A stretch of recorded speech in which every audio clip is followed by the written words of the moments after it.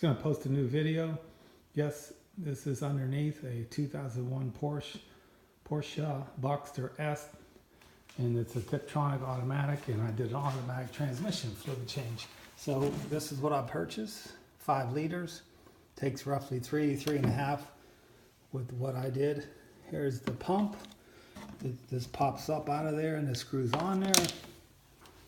Long hose, that's how you fill it. And there's 27 of these little screws to tighten the back up. It's 8 foot-pounds. You know, it was pretty easy. I don't fumble around and show you taking things apart. I think most people already know how to do that. But there's some of the key things. So this drain plug is Allen, you know, size. So they seem to strip over time. So I just changed it for a couple bucks. It's worth it, you know, even though it's not going to change that often. But and then the you can see this circular over here. The normal cars ain't nothing like this because this car has a rotary diffuser because it has this body on it. But there's the fill, and it has a new rubber washer on that.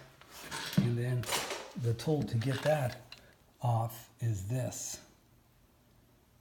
I bought this Pelican parts, 17 millimeter, like an Allen. So it was on a torque wrench because I torqued it back down. So you can see the washer on this gasket green, and the thing looks brand new just by cleaning it off. Maybe I should clean the rest of the engine. But basically what you do is you know, put it all back on, torque them down 8 foot-pounds, then crack this open, or screw it all the way out, sorry.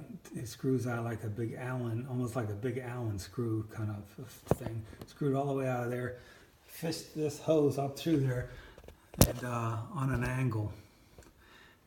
They have a tool that's like a metal tube, like the shape of a hook. I didn't have that, so I just used this regular plastic hose.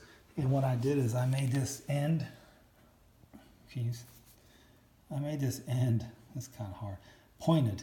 So when I jammed it up in that hole, it would easily go up in there. It's weird. It's like a 2 slotted holes in the left and right of it, and it has like a little hat over top of it. And you can't, like I said, jam it up there. You don't want to do that because that little plastic piece up inside there, that hat part, you could actually knock that off of there. And then you'd have to take the pan all back off.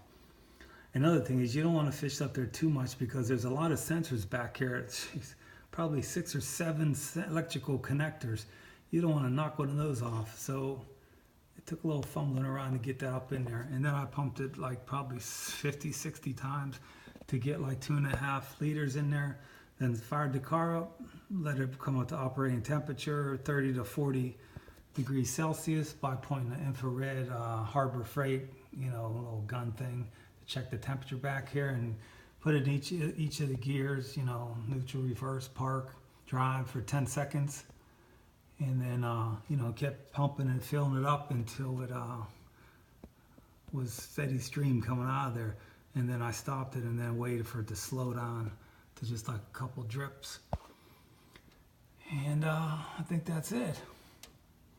Yeah, it wasn't a bad job. It's just, you make a mistake with doing something like this, it's going to be a costly one. But I guess changing the oil could be really costly too if you screw up something with that to the engine, right? But I'm going to do a few other projects at the same time here. But you can see I had to take off the braces. There's a brace there, there's a brace over there, there's that metal piece over there. And I'm swapping out the exhaust, I'm swapping in new axles. So those are going to be another video, so hit the subscribe button. And you'll see, I don't see too many YouTube videos on changing a transmission fluid. You see so many on oil changes. The oil change is probably a lot easier. But, oh yeah, why I took the pan off, I replaced the filter in there. It just, to me, just changing up fluid didn't make much sense on a car that has over 90,000 miles. Like, I think it's roughly 95,000. So it's definitely due. But yeah, there's other projects coming along here. The just a sneak peek. The axles, yep. The new axle seems a lot fatter, which is kind of interesting to me. I don't know the reason for that. Maybe the original ones I had on here are not original. Maybe they're not S. I don't know the difference if the S model has fatter ones and the new ones I bought are thicker, you know, the drive shaft, and it's for an S. Maybe these ones were not an S, or maybe they've had problems with them snapping, so they made them thicker, but let's hope I don't have no problems putting it in there. Then here's a test pipe. I'm gonna put those back on. Hold that off again. The car sounds like an Indy car with these test pipes. It sounds really good, so I kind of missed that. And then a couple other things I'm going to do is I'm going to change the suspension here a little bit. These connecting to control arms. What else? I'm going to swap out this. This is kind of pathetic how skinny this is for a sports car. The sway bar, rear sway bar. So I'm going to swap that out. You can see the other one here. So I'll get into more of that. But to be honest, everything going really easy. Pulling all this apart, surprisingly.